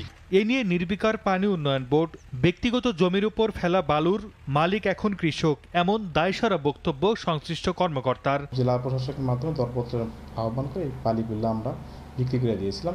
ম্যাক্সিমাম জায়গাতে বালি নিয়ে চলে গেছে, কিন্তু একটা জায়গা হচ্ছে ঠিকাদার নিতে পারেনি এবং টাইম এক্সটেনশনও করা হয়নি। নাব্য বৃদ্ধি করতে 2 বছর আগে মহানন্দা নদীর প্রায় 36 কিলোমিটার এলাকা খনন করে পানি উন্নয়ন বোর্ড। এতে ব্যয় হয় প্রায় 18 কোটি 60 লাখ টাকা। সময় সংবাদ, চাঁপাইনবাবগঞ্জ। বিরল রোগে আক্রান্ত হয়ে রাজশাহীর পুঠিয়া উপজেলার একই পরিবারের 6 সদস্যের আঙ্গুলের ছাপ নষ্ট হয়ে গেছে। এতে ড্রাইভিং লাইসেন্স, জাতীয় পরিচয়পত্র ও পাসপোর্ট করতে না পেরে ভোগান্তিতে তারা। জেলা সিভিল সার্জন জানান, এটি বিরল রোগ হলেও যথাযথ চিকিৎসায় সুস্থ হয়ে উঠবেন রোগীরা। হাবিবুর রহমান পাপ্পুর ছবিতে সাইফুর রহমান রকির প্রতিবেদন। রাজশাহীর পুঠিয়া উপজেলার পচামারিয়া গ্রামে বাড়ি অমল সরকারের। তার পরিবারের 6 জন সদস্যের হাতে আঙ্গুলের ছাপ নেই। এটি বিরল এক ধরনের রোগ। অমলের বাপ দাদাও এই রোগে আক্রান্ত ছিলেন। ডিজিটাল যুগে এসে সবখানেই প্রযুক্তির ছোঁয়া লেগেছে, তাই সংগ্রহ করা হচ্ছে বায়োমেট্রিক তথ্য। Passport, sim card, driving licence সবখানেই লাগে আঙ্গুলের ছাপ। সেখানে আঙ্গুলের ছাপ না থাকায় পদে পদে বিড়ম্বনায় পড়তে হচ্ছে তাদের। বংশানুক্রমে পাওয়া এই রোগের কারণে 2 বছরেরও বেশি সময় ধরে ড্রাইভিং লাইসেন্স করতে পারছেন না অমল সরকার। আর তার ছোট ছেলে অনু সরকার পাচ্ছে না জাতীয় পরিচয়পত্র। যে কাজগুলো নিয়ে ফিঙ্গারপ্রিন্ট লাগে, এই কাজগুলো না আমাদের দ্বারা হতে যাচ্ছে না। এনআইডি কার্ড আমি কোনোভাবেই 2 বছর যাবত করতে পারছি না। আমার ভাইয়ের, আমার বাবার, বড় আব্বার। অমল সরকারের স্ত্রী জানান, ভারী কাজ করতে গেলে হাত ফেটে রক্ত বের হয় স্বামী ও ছেলে অনুর। তাই পরিবারের সদস্যদের সুচিকিৎসার জন্য অমলের মা চান সরকারি সহায়তা। আমার ওই মেজো ছেলে হোমিও ওষুধ খাইতো, ওই ভাঁসিটা পাইকে উঠলো, ব্যথা ধরলো, ধরে ওর থেকে ক্যান্সার হয়, সে ছেলে আমার মারা গেল। সরকার যদি আমাদের কোনোদিন চিকিৎসা করে দিতে পারে তাহলে ভালো হয়। এদিকে পচামারিয়া ইউনিয়ন পরিষদের চেয়ারম্যান পরিবারটিকে সব ধরনের সহায়তার আশ্বাস দেন। আর জেলা সিভিল সার্জন জানান, এটি বিরল রোগ হলেও পরিবারটি চাইলে তাদের চিকিৎসা সেবা নিশ্চিত করা হবে। যদি ট্রিটমেন্ট তারা নিতে চায়, সেই ক্ষেত্রে সহযোগিতা অবশ্যই আমাদের সাধ্যমতো আমরা করব। আমাদের যে জনরোগ বিশেষজ্ঞ ডাক্তার আছেন তার সাথে আমরা পরামর্শ করে ওনাদের দেখানোর পরে আমরা পরবর্তীতে জানাবো যে ওনাদের জন্য কি করা যায়। অমল, তার 2 ছেলে, বড় ভাই, 2 জ্যাঠা ও বড় জ্যাঠার ছেলে বিরল এই রোগে আক্রান্ত। সুইজারল্যান্ডের চর্মরোগ বিশেষজ্ঞ অধ্যাপক ইটিন ও একদল গবেষক 16 জনের উপর গবেষণা করে এ রোগের নাম দিয়েছেন অভিবাসন বিলম্ব রোগ বা immigration delay disease. Saifur Rahman Rocky, সময় সংবাদ, রাজশাহী। রাজশাহী কৃষি উন্নয়ন ব্যাংক ও বাংলাদেশ কৃষি ব্যাংক একীভূত করার সিদ্ধান্ত বাতিলের দাবিতে রাজশাহীতে মানববন্ধন কর্মসূচি পালিত হয়েছে। গতকাল সকালে নগরের সাহেববাজার 0 পয়েন্টে এই কর্মসূচি পালন করা হয়। বক্তারা বলেন, রাজশাহী কৃষি উন্নয়ন ব্যাংক একটি লাভজনক প্রতিষ্ঠান। রাজশাহী ও রংপুর বিভাগের লাখ লাখ কৃষক ঋণ সুবিধাসহ নানাভাবে এই ব্যাংক থেকে উপকৃত হচ্ছে। এমন সময়ে বাংলাদেশ কৃষি ব্যাংকের মতো একটি অলাভজনক প্রতিষ্ঠানকে এই ব্যাংকের সাথে একীভূত করার সিদ্ধান্ত কার্যকর নয় বলে দাবি তাদের। বিভিন্ন দেশের বিমান ব্যবহার করছে বাংলাদেশের আকাশ, অথচ দিচ্ছে না কোনো রাজস্ব। অনেক ক্ষেত্রে আবার আকাশ ব্যবহারের প্রমাণ পেলেও বিল আদায় করতে হচ্ছে ম্যানুয়ালি। আধুনিক রাডার ব্যবস্থা না থাকায় গেল 50 বছরে এমন বহু ঘটনায় কয়েক হাজার কোটি টাকার রাজস্ব হারিয়েছে বাংলাদেশ। যদিও হাত গুটিয়ে বসে নেই পাশের দেশ। আধুনিক রাডারে আটকে এর পুরো ফায়দা লুটে নিচ্ছে ভারত। এ অবস্থায় বাংলাদেশ সিভিল এভিয়েশন বলছে, দেশের আকাশসীমার পুরো নিয়ন্ত্রণ নিতে অপেক্ষা করতে হবে আরও অন্তত 1 বছর। কাজল আব্দুল্লাহর রিপোর্ট। এই যে শূন্যে ভেসে এক দেশ থেকে অন্য দেশে যাত্রী ও পণ্য নিয়ে যাচ্ছে বিমান। গন্তব্যে পৌঁছতে যেসব দেশের আকাশ ব্যবহার করে এসব উড়োজাহাজ, আন্তর্জাতিক আইন মেনে সর্বনিম্ন $500 অর্থ পরিশোধ করতে হয় সেসব দেশে। 56,000 বর্গমাইলের বাংলাদেশও কি পাচ্ছে আকাশ ভাড়ার সব টাকা? স্বাধীনতার 5 দশক পর এমন প্রশ্নের সামনে দাঁড় করিয়ে দিয়েছে বাংলাদেশ সিভিল এভিয়েশন। কারণ ঢাকা ও চট্টগ্রাম সিটির আকাশে ওরা ছাড়া অন্য কোনো ফ্লাইটের সরাসরি তথ্য পায় না সংস্থাটি। তথ্য বলছে, শাহজালাল আন্তর্জাতিক বিমানবন্দরে 1980 সালে বসানো হয়েছে প্রথম প্রজন্মের একটি রাডার, যেখান থেকে মেলে ঢাকা ও চট্টগ্রামের আকাশসীমার তথ্য। সীমিত ক্ষমতার এই রাডার চলছে বাংলাদেশে বেসামরিক বিমান চলাচলের আকাশ সুরক্ষায়। স্বাভাবিকভাবেই নিয়ন্ত্রণের বাইরে রয়েছে বিরাট আকাশের বিশাল অংশ। অথচ দক্ষিণ এশিয়ার রুট হিসেবে লাভজনক হওয়ায় অনেক এয়ারলাইন্স ব্যবহার করে বাংলাদেশের আকাশপথ। তাহলে কি এই সুযোগে সৎ ব্যবহার করছে অন্য কেউ? তথ্য বলছে, উচ্চ ক্ষমতার রাডার বসিয়ে ঢাকা চট্টগ্রামের বাইরে দেশের বাকি আকাশে চলাচল করা হাজার হাজার ফ্লাইটের তথ্য হাতিয়ে নিচ্ছে ভারত, নিচ্ছে সিংহভাগ রাজস্ব। বিশেষজ্ঞরা বলছেন, নিরাপত্তা ও সক্ষমতা বৃদ্ধিতে অনেকটাই পিছিয়ে বাংলাদেশ। আমাদের আয়ের সব উৎস যথাযথ আমাদের করতে হবে, ব্যবস্থাপনা নিতে হবে আর কি। যদি কোথাও কোনো ঘাটতি থাকে সেটাকে যত তাড়াতাড়ি সম্ভব আমাদেরকে সেই ঘাটতি কাটিয়ে উঠতে হবে। সক্ষমতা অর্জন করার পরে আমরা রিজিওনাল এয়ার নেভিগেশনকে জানাবো আমরা এটা দিতে পারি। এখানে দেওয়ার পরে তারা আসবে, তারা আমাদের সক্ষমতা দেখবে এবং এখানে যদি আমাদের জায়গায় যদি ইন্ডিয়া দিয়ে থাকে তাহলে ইন্ডিয়ার সাথে আমাদের কথা বলতে হবে, এখানে ট্রাইপার্টিস এগ্রিমেন্ট হবে, সাইন হবে, তারা সরে যাবে, আমরা যাবো। দেশে আকাশসীমার নিরাপত্তা ও নিয়ন্ত্রণে বাংলাদেশ কি এতটাই উদাসীন? নিয়ন্ত্রণ ব্যবস্থার আধুনিকায়নে অবশ্য 7 বছর আগে একটি রাডার বসানো হয় চট্টগ্রাম বিমানবন্দরে, যা এখনও রয়েছে কমিশনিং এর বাইরে, অর্থাৎ অকার্যকর। এদিকে গেল অক্টোবরে প্রায় 700 কোটি টাকা ব্যয়ে শাহজালাল বিমানবন্দরে বসানো হয়েছে থেলাসের 4র্থ প্রজন্মের একটি রাডার। কমিশনিংও হয়েছে 2টি, মিলছে তথ্য। শেষ দিকে কন্ট্রোল টাওয়ার প্রস্তুতির কাজ। যেমন মিলবে সব বাণিজ্যিক বিমানের তথ্য, তেমনি সরাসরি কথা হবে পাইলটের সঙ্গেও। অগ্রগতির এই তথ্য সিভিল এভিয়েশনের। এই রাডারটা প্রায় ইমপ্লিমেন্টেশনের একদম একটা ভালো অবস্থানে আছে।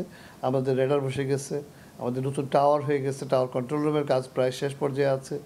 এখন কাজ যেটা চলতেছে হলো বিভিন্ন বিমানবন্দরে আমরা সেন্সর বসিয়েছি। এই সেন্সরগুলো ওইটা ইনস্টলেশন ফেজে আছে এবং ওইটাকে পরে নেটওয়ার্কিং করা হবে। নেটওয়ার্কিংয়ের মাধ্যমে আমরা সেন্ট্রাল কন্ট্রোল রুমে বসে বাংলাদেশের যে কোনো বিমানবন্দরে কোন প্লেন চলাচল করতেছে সব অবস্থান আমরা দেখতে পাবো। সংস্থাটি বলছে, বর্তমানে দেশের আকাশ কোনো উড়োজাহাজ ব্যবহার করলে ম্যানুয়ালি বিল পাঠায় বেবিচক। নতুন রাডার কার্যকর হলে দেশের আকাশ ব্যবহার করলে স্বয়ংক্রিয়ভাবেই হবে রাজস্ব আদায়। অটোমেশনের মাধ্যমে একটা সিকিউর সিস্টেম, মানে আমাদের আকাশ ব্যবস্থাপনাটা অত্যন্ত আধুনিক এবং নিরাপদ হবে। আকাশ সুরক্ষা, নিরাপত্তা এবং আমাদের নিয়ন্ত্রণ ব্যবস্থাপনা সব কিছুতেই এটা প্রভাব ফেলবে। আলটিমেটলি যেটা হতে যাচ্ছে, এটার কারণে আমাদের অনেক রেভিনিউ বেড়ে যাবে। চোখের সামনে হাজার হাজার কোটি টাকা বাতাসে উড়ে গেলেও আধুনিক প্রযুক্তির ব্যবহারে কেন এত ধীরগতি, এর কোনো উত্তর নেই সিভিল এভিয়েশনে। কাজল আব্দুল্লাহ, সময় সংবাদ, Dhaka. Green city, clean city হিসেবে পরিচিতি পাওয়া সিটি কর্পোরেশন রাজশাহী। তবে দৃষ্টিনন্দন এই নগরীতে পর্যাপ্ত কর্মসংস্থানের অভাব বেশ পুরানো। সেই চাহিদার কথা মাথায় রেখে নগর ভবনেই গড়ে তোলা হয়েছে এমপ্লয়মেন্ট স্কিল ডেভেলপমেন্ট ইনস্টিটিউট, যেখান থেকে বর্তমানে শত শত প্রশিক্ষণার্থী বিনামূল্যে প্রশিক্ষণ নিয়ে উদ্যোক্তা হয়ে উঠছেন। মূলত বেকার তরুণ তরুণীদের দক্ষ ফ্রিল্যান্সার হিসেবে গড়ে তুলতেই এমন উদ্যোগ বলছেন সংশ্লিষ্টরা। শাহিন আলমের রিপোর্ট, ছবি তুলেছেন হাবিবুর রহমান পাপ্পু। রাজশাহীর নগর ভবনে চলছে উদ্যোক্তা সৃষ্টির কর্মযজ্ঞ, যেখানে বিনামূল্যে প্রশিক্ষক হাতে কলমে শিখিয়ে দিচ্ছেন video editing, digital marketing, graphics, web design সহ অনলাইন খাতের নানা সৃষ্টিশীল কাজ। পাশাপাশি ঘরে বসে অনলাইনের মাধ্যমে কিভাবে কাজ পাওয়া যায়, গ্রাহকের সাথে কিভাবে যোগাযোগ করতে হয় তাও শেখানো হচ্ছে নিয়মিত প্রশিক্ষণে। উন্নয়ন দৃশ্যমান, এবার হবে কর্মসংস্থান। নতুন কর্মসংস্থান বৃদ্ধির রূপকল্প নিয়ে গত বছর রাজশাহী সিটি কর্পোরেশনের 3য় মেয়াদে দায়িত্ব নেন মেয়র AHM খায়রুজ্জামান লিটন। তারই অংশ হিসেবে সম্প্রতি নগর ভবনের 10ম তলায় গড়ে তোলা হয়েছে এমপ্লয়মেন্ট স্কিল ডেভেলপমেন্ট ইনস্টিটিউট, যেখানে বর্তমানে 4টি কোর্সের মাধ্যমে পৃথক 3টি ল্যাবে 240 জন তরুণ তরুণীকে প্রশিক্ষণ প্রদান করা হচ্ছে। প্রশিক্ষণার্থীদের ভাষ্যমতে নামমাত্র ভর্তি ফি দিয়ে তারা এখান থেকে ক্যারিয়ার গঠনে দারুণভাবে উপকৃত হচ্ছেন। তাদের স্বপ্ন প্রশিক্ষণ নিয়ে হবেন উদ্যোক্তা। বাইরের হিসাব হইলে ধরেন প্রায় 50,000 টাকা মতন লাগে, এইখানে হচ্ছে আমাদের প্রায় 2,000 টাকার মধ্যে এটা হয়ে গেছে। এমনভাবে শেখানো হচ্ছে এখানে যেন মার্কেট প্লেস এবং নর্মালি আমাদের যে কোনো জায়গায় যেন জব প্লেসমেন্ট আমরা করতে পারি। প্রকল্প সংশ্লিষ্টদের মতে রাজশাহীতে কর্মসংস্থানের ঘাটতি রয়েছে, তাই বেকার তরুণ তরুণীদের দক্ষ ফ্রিল্যান্সার হিসেবে গড়ে তুলতেই এমন উদ্যোগ। তারা যদি মন দিয়ে এটা শিখতে পারে তাহলে তারা ঘরে বসে ইনকাম করবে। প্রশিক্ষণ নেওয়ার জন্য না, সে যেন এখানে আউটসোর্সিং হিসাবে কাজ করতে পারে, সে দক্ষ ফ্রিল্যান্সার হতে পারে, আমরা নিশ্চিত করব এটি। এমপ্লয়মেন্ট স্কিল ডেভেলপমেন্ট ইনস্টিটিউটের আওতায় ভবিষ্যতে data science, AI, machine learning course সংযোজন করা হবে। আগামী 5 বছরে এখান থেকে অন্তত 20,000 প্রশিক্ষণার্থী প্রশিক্ষণ গ্রহণ করতে পারবেন। শাহিন আলম, সময় সংবাদ, রাজশাহী। ভারতের 18তম লোকসভা নির্বাচনের 400 আসনে জয় পাবে বিজেপি। মঙ্গলবার শেষ মুহূর্তে নির্বাচনী প্রচারণায় গিয়ে এমনটাই দাবি করেন দেশটির প্রধানমন্ত্রী নরেন্দ্র মোদী। তবে 200-র বেশি আসন বিজেপির কপালে জুটবে না বলে পাল্টা জবাব দিয়েছেন তৃণমূল সভানেত্রী মমতা বন্দ্যোপাধ্যায়। বিশ্বজিৎ দাসের ক্যামেরায় সুব্রত আচার্যের রিপোর্ট। আর মাত্র একদিন, এরপরই শুরু হবে ভারতের 18তম লোকসভা নির্বাচনের প্রথম দফার ভোট গ্রহণ। শেষ মুহূর্তে প্রচারণায় একে অপরের বিরুদ্ধে তীব্র আক্রমণে ব্যস্ত সময় পার করছেন হেভিওয়েট প্রার্থীরা। মঙ্গলবার বালুরঘাটে দলীয় নির্বাচনী সভা করেন দেশটির প্রধানমন্ত্রী নরেন্দ্র মোদী। বলেন 4 জুন নির্বাচনের ফল ঘোষণার পর 400 আসনেই জয় পাবেন তিনি। নাগরিকত্ব সংশোধনী আইন বাস্তবায়নের প্রতিশ্রুতি দেওয়ার পাশাপাশি মমতার কঠোর সমালোচনাও করেন বিজেপির এই শীর্ষ নেতা। बंगाल और पूर्वी भारत के विकास के लिए हम लगातार मेहनत कर रहे हैं, लेकिन बंगाल की टीएमसी सरकार ये कोशिश करती है कि मोदी की योजनाएं यहां के लोगों तक पहुंच न पाए, आपको इसका लाभ न मिले। তবে বাকযুদ্ধে পিছিয়ে নেই মমতা বন্দ্যোপাধ্যায়। মোদির এমন বক্তব্যে ভবিষ্যৎবাণী করে তিনি বলেন 200 আসনও পাবে না বিজেপি, আর সিএ তো কোনোভাবেই বাস্তবায়ন করতে দেয়া হবে না। একই দিনে শেষ মুহূর্তের প্রচারণার কাজে ময়নাগুড়িতে বিজেপিকে রীতিমতো তুলোধুনো করেন পশ্চিমবঙ্গের মুখ্যমন্ত্রী। বিজেপিতে কারা যাচ্ছে?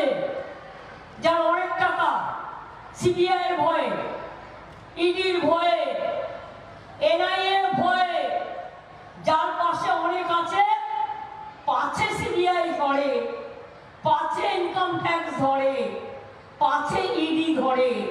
তাই বিজেপি সিবিআই ভাই ভাই, বিজেপি ইডি ভাই ভাই, বিজেপি ছাড়া ওদের কোনো গতি নাই চোর ডাকাতদের। বিশ্বের বৃহত্তম গণতান্ত্রিক অধিকার প্রয়োগের উৎসব ভারতের এই নির্বাচন। প্রায় 97 কোটি ভোটার যখন নিজেদের মতামত দেওয়ার চূড়ান্ত প্রস্তুতি নিচ্ছেন, তখন অনেক ভোটারই রাজনৈতিক দলগুলোর দুর্নীতি নিয়ে ব্যক্ত করেছেন ক্ষুব্ধ প্রতিক্রিয়াও। 19 এপ্রিল ভারতের 21টি রাজ্যে প্রথম দফার 120টি আসনে ভোট গ্রহণ অনুষ্ঠিত হবে। সেদিনই প্রতিদ্বন্দ্বিতা করবেন 2000 প্রার্থী। দেশটিতে 2660টি নিবন্ধিত রাজনৈতিক দল নির্বাচনের এই যুদ্ধে লড়াই করবে। সুব্রত আচার্য, সময় সংবাদ, ভারত। ভারতের যে 3 রাজ্যে 7 দফাতেই ভোট নেওয়া হচ্ছে তার মধ্যে পশ্চিমবঙ্গ অন্যতম। এছাড়া উত্তরপ্রদেশ ও বিহারেও 7 দফায় ভোট গ্রহণ হবে এবারের নির্বাচনে। 19 এপ্রিল সেই হিসেবে উত্তরপ্রদেশে 8 আসন, বিহারের 4 আসন এবং পশ্চিমবঙ্গ রাজ্যের 3 লোকসভা আসনের ভোট। এছাড়াও মহারাষ্ট্র দ্বিতীয় সর্বোচ্চ লোকসভার রাজ্য হলেও সেখানে 5 দফায় ভোট নেওয়া হচ্ছে। সুব্রত আচার্যের আরও একটি রিপোর্ট।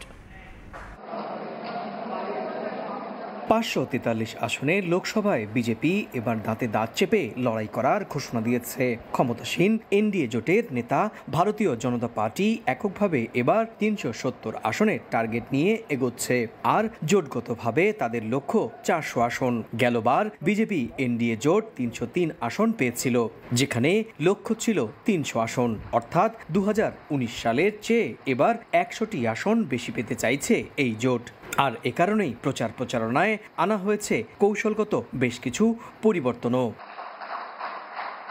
উত্তরপ্রদেশে রাম মন্দির উদ্বোধনের মধ্য দিয়ে বিজেপি তাদের প্রধান প্রচারণা চালিয়েছে বলে মনে করা হয়। রাজ্য সরকারও বিজেপির রয়েছেন যোগীর মতো বুলডোজার চালানোর হুমকি দেয়া মুখ্যমন্ত্রী। বিহারের দিকেও গেরুয়া শিবিরের তীক্ষ্ণ প্রচার কৌশল, সেখানেও রাজ্য সরকার এনডিএর। তাছাড়া বন্ধু নীতিশ কুমার পুরোপুরি গেরুয়া শিবিরকে সমর্থন করবে বলেও মনে করছেন রাজনৈতিক মহল। মহারাষ্ট্রেও বিজেপি ক্ষমতায়, তাই বাড়তি সুবিধা নিশ্চিত। প্রথম দফার ভোটের তালিকায় পশ্চিমবঙ্গের জলপাইগুড়ি, আলিপুরদুয়ার এবং কোচবিহার। গেল নির্বাচনে এই 3 জেলাই গেরুয়া শিবিরকে দিয়েছিল সংশ্লিষ্ট এলাকার ভোটাররা, তাই এই 3 আসনে গেরুয়া শিবির এবারও জয়ের আশা দেখছে। আর সে লক্ষ্যেই পশ্চিমবঙ্গ জুড়ে কমপক্ষে 15টির বেশি নির্বাচনী সভা করবেন নরেন্দ্র মোদী। সভায় অংশ নিচ্ছেন অমিত শাহ, রাজনাথ সিং এর মতো শীর্ষ বিজেপি নেতৃত্ব। তবে শেষ কথা বলবে জনতা, আর সেই কথা জানা যাবে 4 জুন ভোটের ফল প্রকাশের মধ্য দিয়ে। তাই বিজেপির সেই লক্ষ্য কতটুকু পূরণ হয় সেটা জানতে অপেক্ষা করতেই হবে সে সময় পর্যন্ত। সুব্রত আচার্য, সময় সংবাদ, ভারত। লন্ডনে ডিজিটাল স্ক্রিনে প্রদর্শিত হলো চেরি ফুলের জীবনচক্র। এতে চোখের সামনে দেখা যায় চেরির কলি থেকে ফুলে পরিণত হওয়ার পুরো বিষয়টি। এ সময় উপস্থিত ছিলেন অসংখ্য দর্শনার্থী।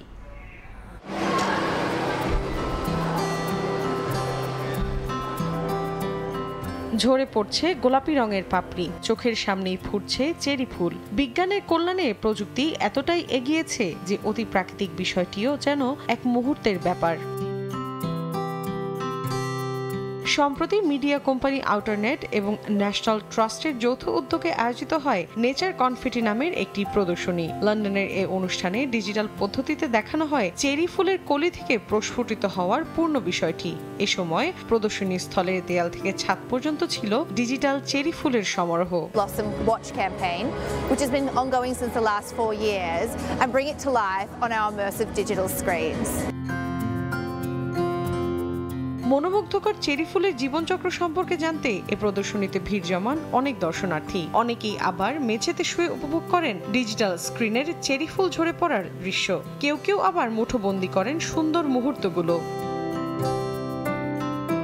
বসন্ত এলেই প্রকৃতিতে লাগে নতুনের ছোঁয়া। প্রতি বছর মার্চের শেষ সপ্তাহ থেকে শুরু করে এপ্রিলের মাঝামাঝি পর্যন্ত খুব অল্প সময়ের জন্য ফোটে এই ফুল। কোথাও গোলাপি, কোথাও সাদা, কোথাও আবার দুই রঙের মিশেলেই প্রকৃতি প্রেমীদের কাছে ধরা দেয় চেরি ফুল। মৌসুমীর সাথী, সময় সংবাদ। জিম্বাবুয়ে সিরিজের জন্য প্রস্তুত হচ্ছেন ওপেনার সৌম্য সরকার। ইনজুরি কাটিয়ে প্রথমবার ব্যাট হাতে ফিরেছেন মাঠে। লম্বা সময় অনুশীলন করেছেন একাডেমিক মাঠে। অফ ফর্ম থেকে ফিরতে এদিন মিরপুরে ব্যাটিং অনুশীলন করেছেন লিটন দাস। তাওহিদ হৃদয়, মমিনুল, তাইজুলরাও নিজেদের ঝালিয়ে দিয়েছেন। শ্রীলঙ্কার বিপক্ষে ইনজুরিতে পড়ে মাঠের বাইরে সৌম্য সরকার। অফ ফর্ম লিটন দাসকে ছিটকে দিয়েছে দল থেকে। দুই ক্রিকেটারই একই লক্ষ্য, আবারও সেরা ছন্দে লাল সবুজ জার্সিতে ফেরা। মিরপুর একাডেমি মাঠে ব্যাট হাতে সৌম্য সরকারকে দেখে স্বস্তি পেতেই পারেন ভক্তরা। ইনজুরি কাটিয়ে মাঠে ফিরতে মরিয়া বাঁহাতি ব্যাটার। তপ্ত রোদে একাডেমি মাঠে করেছেন ব্যাটিং অনুশীলন। প্রায় 40 মিনিট থ্রোয়ারের ছোড়া বলে ব্যাট চালান। তবে এদিন বড় শট খেলতে দেখা যায়নি। অবশ্য খেলার কথাও না, কারণ ইনজুরিতে পড়ার পর প্রথম দিনের মতো ব্যাট হাতে নিয়েছেন। তাই ডিফেন্স করে নর্মাল শট খেলেই প্র্যাকটিস সেরেছেন সৌম্য। ব্যাটিং শেষে জাতীয় দলের ফিজিও মুজাদ্দেদ সানিকে নিয়ে ফিটনেস ট্রেনিং করেছেন। বেশ কিছুক্ষণ রানিং করেন। আগের দিন হালকা রানিং করলেও এদিন ফুল রিদমে রানিং করতে দেখা যায় তাকে। সময়টা বড্ড খারাপ যাচ্ছে লিটন দাসের। টেস্ট, ওয়ানডে, টি20 কোনো ফরম্যাটেই ব্যাটে রান নেই ডানহাতি ওপেনারের। ডিপিএল থেকেও সুপার লিগের আগ পর্যন্ত ছুটি নিয়েছেন, তবে থেমে নেই অনুশীলন। এদিন মিরপুরের ইনডোরে অনুশীলন সেরেছেন এই ব্যাটার। শেরে বাংলায় যখন মোহামেডান শাইনপুকুর ম্যাচ চলছিল তখন মাঠের পাশে দেখা যায় লিটনকে। জাতীয় দলের নতুন স্ট্রেংথ ও কন্ডিশনিং কোচ নাথান কেলিকে সঙ্গে নিয়ে ফিটনেস ট্রেনিং শুরু করেছেন স্পিনার তাইজুল ইসলাম। টি20 বিশ্বকাপের ভাবনায় থাকায় কদিন আগেই যুক্তরাষ্ট্রের ভিসা করিয়েছেন তাইজুল। তবে চোটের কারণে তার বিশ্বকাপ দলে থাকা নিয়ে সংশয় তৈরি হয়েছে। জানা গেছে লিগামেন্টের চোটে পড়েছেন তাইজুল। এদিন একাডেমি মাঠে ব্যাটিং করেছেন তাওহিদ হৃদয়। প্রথমে মমিনুল হক সহ মূল মাঠে শাইনপুকুর ও মোহামেডানের ম্যাচ উপভোগ করেন। এরপর প্রখর রোদের মাঝেই থ্রোয়ারের ছোড়া বলে ব্যাটিং করেন ডানহাতি ব্যাটার। ডিপিএলে আবাহনীর হয়ে ছন্দ দেখালেও জাতীয় দলে ধারাবাহিক পারফর্ম করতে পারছেন না, যার কারণেই অনুশীলনে বাড়তি মনোযোগ হৃদয়ের। তারেক হাসান শিমুল, সময় সংবাদ, ঢাকা। এ পর্যায়ে শীর্ষ সংবাদগুলো জানিয়ে দিচ্ছি আরও একবার। বাঙালির পরাধীনতার শৃঙ্খল মুক্তির ইতিহাসে অবিস্মরণীয় দিন আজ। ঐতিহাসিক মুজিবনগর দিবসে জাতির পিতার প্রতিকৃতিতে প্রধানমন্ত্রীর শ্রদ্ধা। ছিল, পরিষ্কার ছিল, এর মধ্যে মাছও ছিল, মাছও করছি। ঢাকার মানচিত্র থেকে উধাও 120 কিলোমিটার খাল। বেশিরভাগই এখন রাস্তা, যেগুলো বেঁচে আছে তাও নর্দমা। বরিশালে খাল দখলদারদের তালিকা থাকলেও উচ্ছেদে নেই উদ্যোগ। बंगाल की टीएमसी सरकार ये कोशिश करती है मोदी की योजनाएं यहाँ के लोगों तक पहुँच न पाए। बीजेपी ईडी भाई भाई, बीजेपी ছাড়া ওদের কোনো গতি নাই চোর ডাকাতদের। মোদি মমতা কথার লড়াই তুঙ্গে। একদিন পরই লোকসভা নির্বাচনের প্রথম দফার ভোট। 400 আসনে জয়ের আশা বিজেপির, 200টিও জুটবে না, জবাব তৃণমূলের।